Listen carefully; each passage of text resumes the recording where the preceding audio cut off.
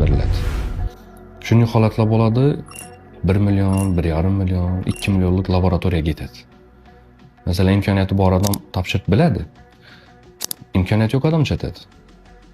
Qaytib ketaverar markasini. Vijdon bilan ishlash kerak.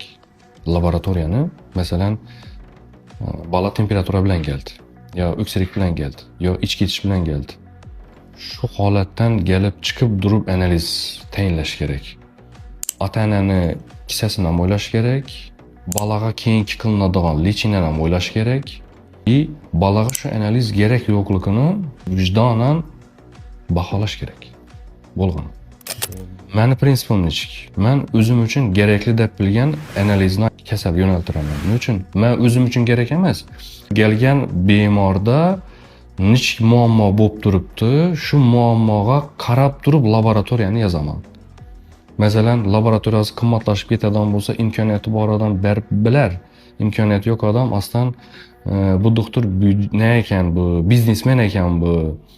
Qo'y boshqa joyga borib turib laboratoriyasiz ko'radigan doktordan lechini olamiz deb turib ishonchsizlik bilan qaytib ketishi mumkin.